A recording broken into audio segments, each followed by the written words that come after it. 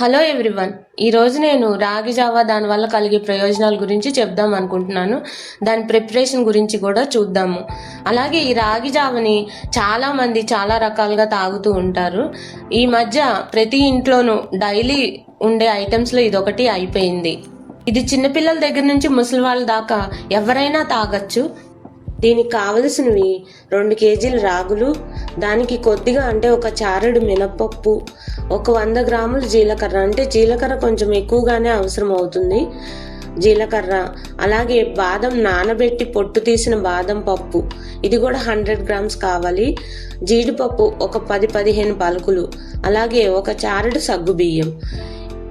అంటే 2 కేజెస్ రాగులు తీసుకుంటే 3-4 నెలలు ఈజీగా వస్తుంది. ఇది బయట మిల్లో పట్టిస్తే బాగుంటుంది కాబట్టి మనం కొద్దిగా పట్టించలేము. అందుకని ఒకేసారి కొంచెం ఎక్కువ మొత్తంలో పట్టించుకుంటే ఫ్రిడ్జ్లో పెట్టుకుంటే చాలా కాలం నిల్వ ఉంటుంది. కాకపోయినా బయట కూడా బాగానే ఉంటుంది. ఇప్పుడు ఏం చేయాలో చూద్దాం.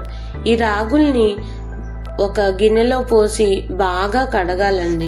వీటిలో అంటే దుమ్ము అది ఎక్కువగా ఉంటుంది, అందుకని ఫస్ట్ మనం వీటిని బాగా కడుక్కోవాలి. అలాగే రాగులు నానబెట్టేటప్పుడే ఒక 100 గ్రామ్స్ బాదం కూడా తీసుకుని వీటిని కూడా నీళ్ళలో వేసి నానబెట్టాలి. వీటిని బాగా కడిగిన తర్వాత మంచినీళ్ళు పోసి ఒక రోజంతా నానబెట్టాలి. మీరు పొద్దున్నే ఈ రాగులు నానబెట్టినట్టయితే సాయంత్రానికల్లా బాగా నానుతాయి.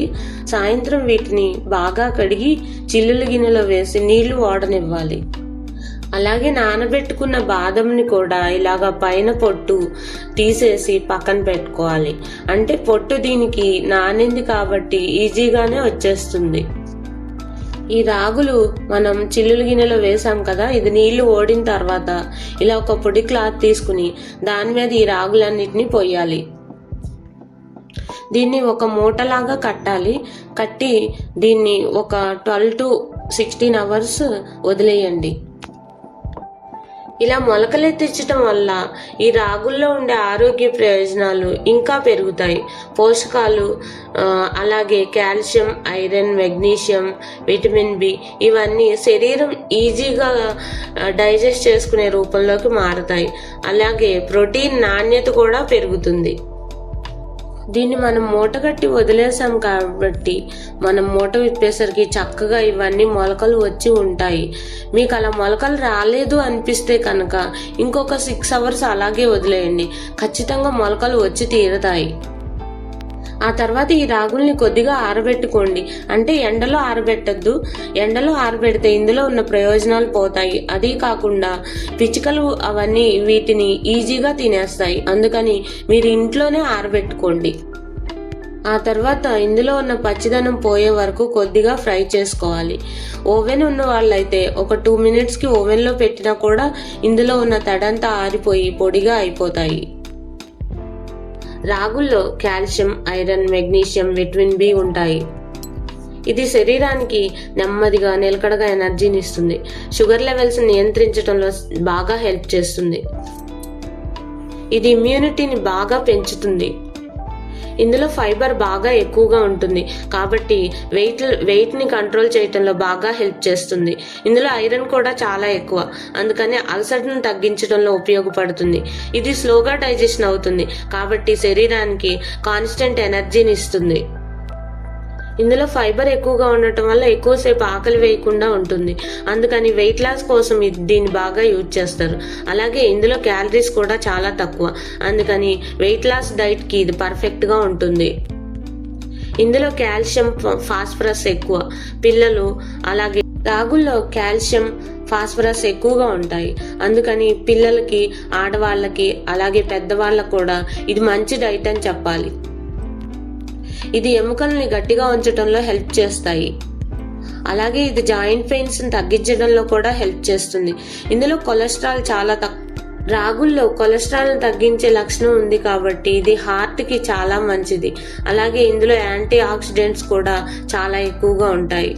ఇందులో ఐరన్ ఎక్కువగా ఉండటం వల్ల హిమోగ్లోబిన్ని మెరుగుపరుస్తుంది. ఇది లేడీస్ కూడా చాలా మంచిది. రాగుల్ని ఫ్రై చేసాం కదా, తర్వాత ఇందులోనే మినపప్పు, అలాగే జీలకర్ర, బాదం, జీడిపప్పు అలాగే సగ్గుబియ్యం కూడా ఒకసారి ఫ్రై చేసుకోవాలి. ఇలా ఫ్రై చేయటం వల్ల దీన్ని గ్రైండ్ చేయటం చాలా ఈజీ అవుతుంది, అందువల్ల ఇలా ఫ్రై చేయాలి. ఇవన్నీ మనం రాగుల్లో టేస్ట్ కోసమే కలిపినప్పటికీ వీటికి కూడా చాలా ప్రయోజనాలు ఉన్నాయి. జీలకర్ర డైజెషన్ ని బాగా మెరుగుపరుస్తుంది. అలాగే బాదం రోజు 4 బాదం పప్పులు తినమని అందరూ సజెస్ట్ చేస్తున్నారు కదా, అది డైరెక్ట్ గా తినే బదులు ఇలా రాగుల్లో కలిపి తింటే ఫ్లేవర్ కూడా చాలా బాగుంటుంది. జీడిపప్పు ఇష్టం లేని వాళ్ళు అవాయిడ్ చేయండి. సగ్గుబియ్యం బైండింగ్ ఏజెంట్ గా ఉపయోగపడుతుందని ఇందులో కలపడం. వీటన్నిటిని ఫ్రై చేసుకోవటం అయింది. వీటిని మనం ఇంట్లో అయినా మిక్సీ పట్టుకుని మెత్తగా జల్లించుకోవచ్చు, లేదంటే పిండి మరలో అయితే ఇంకా మెత్తగా వస్తాయి. మీకు దగ్గరలో గనక పిండి మర ఉన్నట్టయితే బయట పట్టించడానికే ప్రిఫరెన్స్ ఇవ్వండి. ఈ బాదం గ్రైండర్లో పడవని అమ్మాయి చెప్పింది. నేను ముక్కలు చేసి తీసుకువెళ్లాల్సింది, ఇలానే తీసుకువెళ్ళాను. అందుకని నేను ఈ బాదం విడిగా తీసేసి తర్వాత ఫ్లేవర్ కోసం కొన్ని ఇలాచీలు కూడా కలిపి మిక్సీలో పట్టి ఇందులో కలిపాను. ఇప్పుడు రాగి జావ ఎలా పెట్టాలో చూద్దాం. నేను ఒక్కళ్ళ కోసం పెడుతున్నాను. మనం ఏ గ్లాస్తో అయితే పెడదాం అనుకున్నామో ఆ గ్లాస్లో ఫుల్గా వాటర్ తీసుకుని అందులో 1/4 వంతు మాత్రం మనం మరిగించుకోవాలి. మిగిలిన 1/4 వంతు నీళ్లలో ఒక 2 స్పూన్స్ ఈ రాగి పౌడర్ తీసుకుని ఆ వాటర్లో బాగా కలపాలి. ముద్దలు లేకుండా ఉండే విధంగా చిక్కగా కలుపుకోవాలి. నీళ్లు బాగా మరిగిన తర్వాత ఈ కలిపిన మిశ్రమాన్ని ఆ వాటర్లో వేయాలి. వాటర్లో ఇది పోసిన తర్వాత మాత్రం కలుపుతూ ఉండాలి, లేకపోతే ఉండలు కట్టేస్తుంది. ఇది కొద్దిగా చిక్కగా అయిన తర్వాత స్టవ్ ఆఫ్ చేయాలి. దీన్ని పాలతో ఇష్టమైన వాళ్ళు పాలతోనూ, లేదంటే మజ్జిగతో ఇష్టమైన వాళ్ళు మజ్జిగతోనూ కలిపి తీసుకోవచ్చు. ఇష్టమున్న వాళ్ళు సాల్ట్ లేదంటే కొద్దిగా బెల్లం పౌడర్ కలుపుకొని కూడా తాగొచ్చు.